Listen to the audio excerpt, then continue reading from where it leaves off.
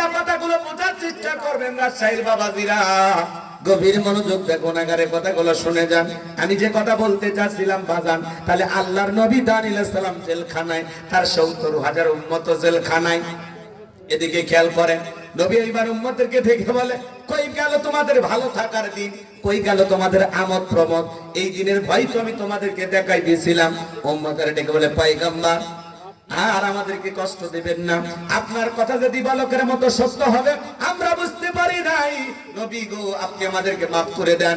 কথা দিলাম আজ থেকে আর গাছের পূজা, মাছের পূজা, চন্দ্রের পূজা করব না, আমরা তওবা করে ঈমান গ্রহণ করব, এক আল্লাহর ইবাদত করব। আজ থেকে আপনি যা বলবেন আমরা তাই শুনবো। বলুন সুবহানাল্লাহ।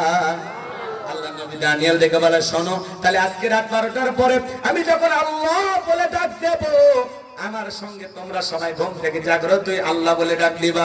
পয়গম্বরের কথা শোনার পরে রাত্রি 12টার পরে আল্লাহর নবী দানিয়েল আলাইহিস সালাম যখন আল্লাহ বলে ডাক দিয়েছেন, সবাই একটু জোরে মহব্বতে ভালোবেসে ডাক দেন আল্লাহ।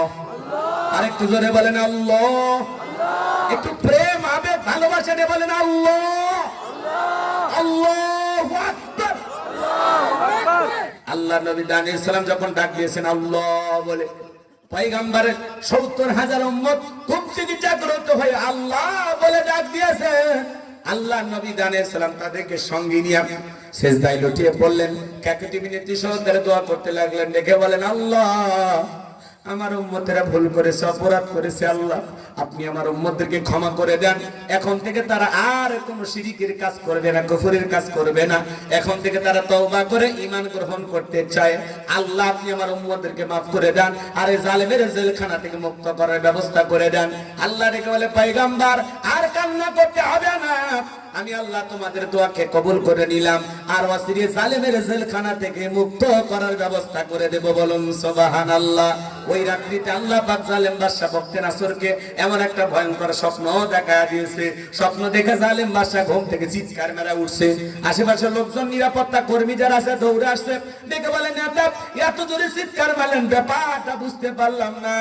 দেখে বলে, আমার চেহারার দিকে তাকায় দেখো, আমি কতটা আতঙ্কে আছি, কতটা ভয়ে আছি জানো?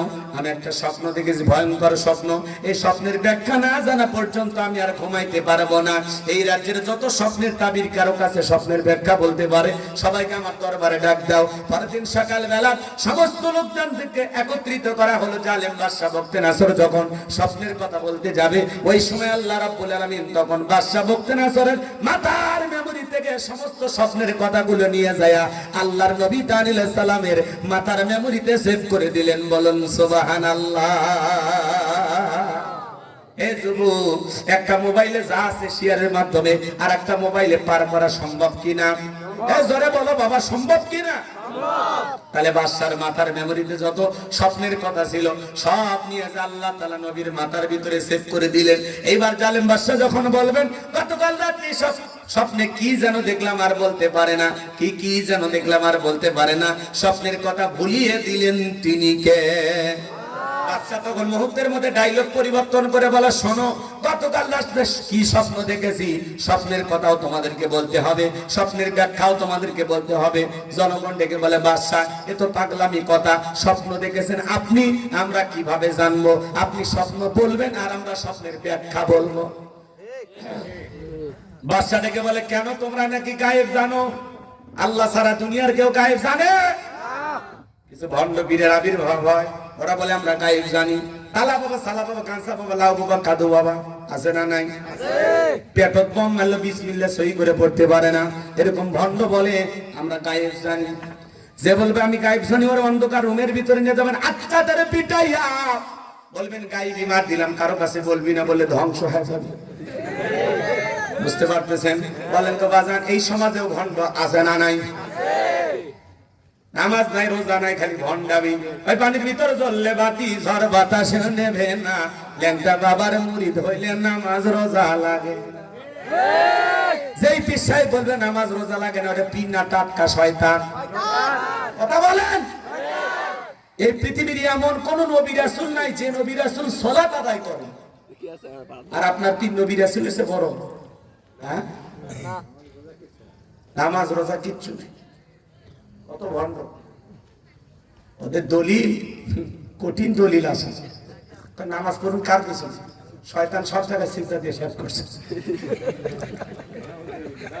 আবার ভক্তদেরকে বলে নামাজ করলে হবে না, নামাজের মতো পড়তে হবে, সিজদার মতো একটা সিজদা দিবি জান্নাত পার হয়ে জাহান্নামের তলে পড়বি। কথা বল ঠিক? এই হলো ভণ্ড। আচ্ছা বলেন তো, বাদশা কি স্বপ্নে দেখেছে দেশের জনগণ জানে? আপনার বউকে নিয়ে আপনি ঘুমান না এক খাটে, আপনার বউ যদি স্বপ্নে আপনার বাদ দিয়ে আরেকটা ছেলে হাত ধরে দিয়ে পার্কে যায় ধরে, আপনি কি করবেন? কিচ্ছু করার নাই, কারণ স্বপ্ন যে। আর অনেকে করছে পিটাবে, আপনি টের পাইলে তো মারবে, টের পাইলে সবাই পিটাবে। কথা কন না, রাগ করতেছেন আপনারা? শোনেন শোনেন শোনেন, আবার আপনি যদি স্বপ্নে আপনার বউকে বাদ দিয়ে আরেকটা মেয়েকে নিয়ে সাফিনা পার্কে যান, কি হবে? কিচ্ছু হবে না, বউ ঝাঁটা দিয়ে পিটে খাটক থেকে নামে দিবি। কথা কন ঠিক কিনা? তার মানে বেঁচে গেছেন এই জায়গায়, আপনি কি স্বপ্ন দেখেন বউ জানে। আজকে দুপুর বেলা আমি একটু ঘুমাইছিলাম, দুইটা সাপ আমার কামড় মারছে। কথা কি বলছেন? আমি ঘুমোতে ঘুরে দেখি কি রে, সাপ নাই আছে না। স্বপ্নে মাঝে মাঝে দেখা যায় বাড়ি ঘর আগুন লেগেছে, ঘুমোতে ঘুরে দেখি না ঠিকই আছে। কথা কন, মাঝে মাঝে স্বপ্নে দেখেন মারা গেছে, বউ বাচ্চা কান্নাকাটি করছে, ঘুমোতে ঘুরে দেখি না বেঁচে আছে। তার মানে স্বপ্ন তো স্বপ্ন। কথা বলেন না?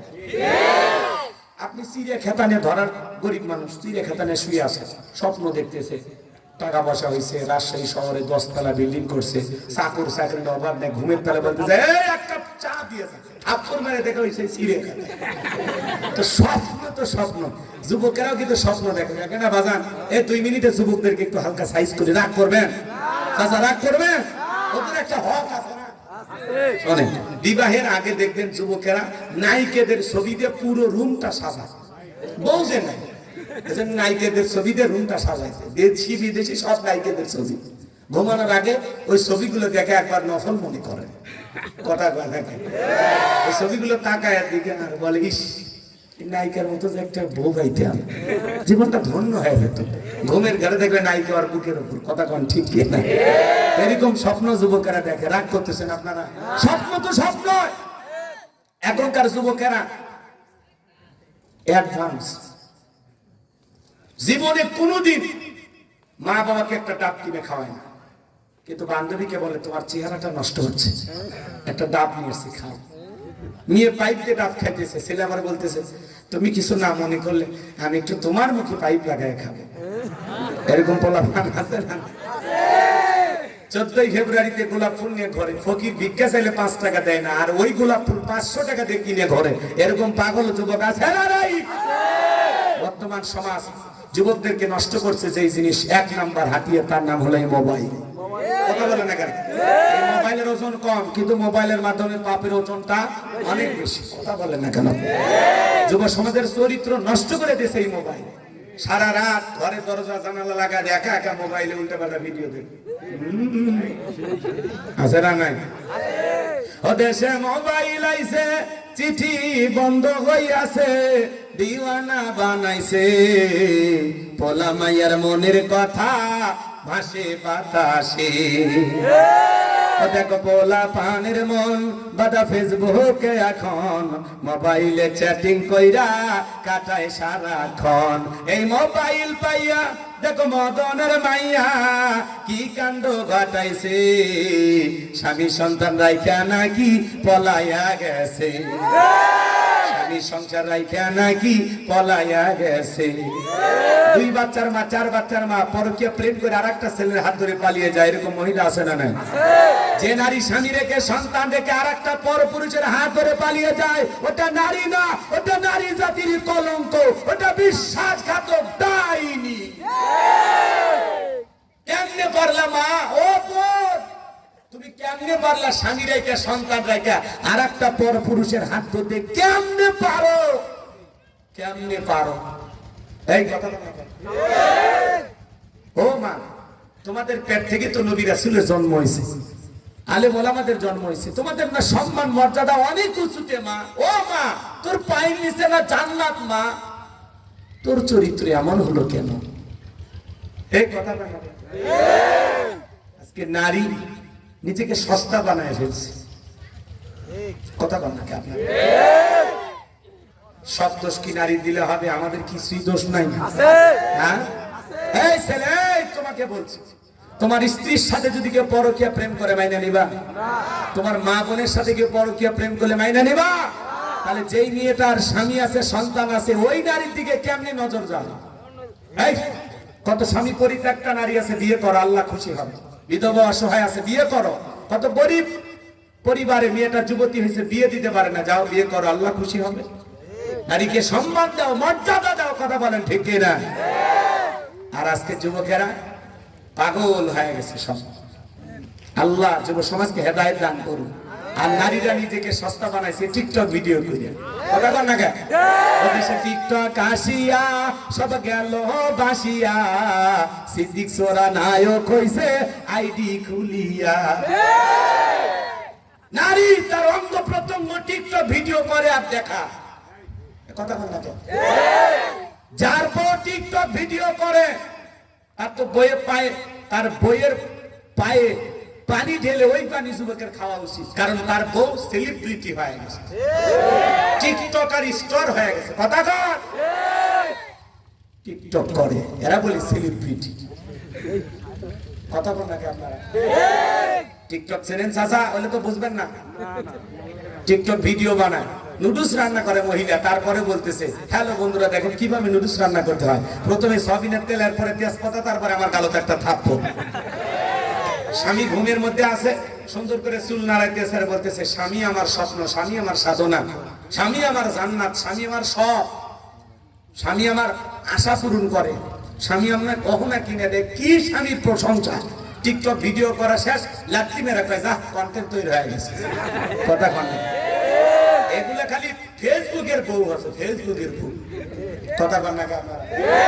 যার বইয়ের ছবি ফেসবুকে ছাড়া আছে, কি বলেন কবুল হজের সব পাইছেন না? বলেন, যারা বইয়ের ছবি ফেসবুকে ছাড়ে এর সাথে পাগল কেউ আছে? ও কি পাবলিসিটি করার জিনিস না, পার্সোনাল জিনিস, একা দেখার জিনিস, ঢাইকে রাখার জিনিস। আউকা করে দেখালে হবে না। যারা বউকে বেপরদায় মানুষকে দেখায়, এদের রুচিতে সমস্যা। আর রুচি ঠিক না, আমার জিনিস আমি অন্য মানুষকে দেখতে দেবো কেন? আর আমার বউ যদি আমার কথা না শোনে, টিকটক করে, উল্টা পাল্টা ভিডিও করে, পর্দা পুশিদা করে না, ওয়াজ নসিহত করা হলো, বুঝানো হলো, কথা শোনে না, ওর ভাত অপি। তোর মতো বউ কৃষক রাখ, মজা তো টিকটক করে খাওয়া যা। হ্যাঁ, বিয়ের অনুষ্ঠানে বউকে আবার সাজিয়ে গুজে পানের দোকান দিয়ে বসে আছে। কথা কন না কেন? আবার গোসল করে বলে বাবা বলে এই এলাকা তো হয়। যাদের বিবাহের দিনে এই ছেলেদেরকে গোসল করায় দেয় না ভাই? যেই ছেলেকে বিবাহের দিনে অন্য মহিলারা আছে গীত গান কইয়া গোসল করে দেয়, ওই ছেলের গোসল করার শক্তি নেই, অত প্রতিবন্ধী, অত বিয়ে করায়। হ্যাঁ, আর আমি তো চিন্তা করি যে পৌষ মাস, মাঘ মাস, ওই সময় শীতের দিনে গোসল করায় দেয় মহিলারা। কথাকে বোঝেন না? আমি বিয়ে করি, আমার ভাবিরা বলতেছে হুজুর আমাদের এলাকায় তো অন্য মানুষ গোসল করে দেয়, তুমি হুজুর মানুষ কি গোসল করে তোমার দেওয়া লাগবে? কি কয় রে এরা বলে গোসল করে দিবি? কোন দুঃখে, আমার কি হাত পা নাই? কথা কন না? আর মেয়ে মানুষ যদি শরীরে হাত দেয়, মাথা ঠিক থাকি? হ্যাঁ, তাহলে পুরুষ যদি হয়ে থাকো, তোমার দেহে অন্য নারী কেন হাত দেবে? কথা বল।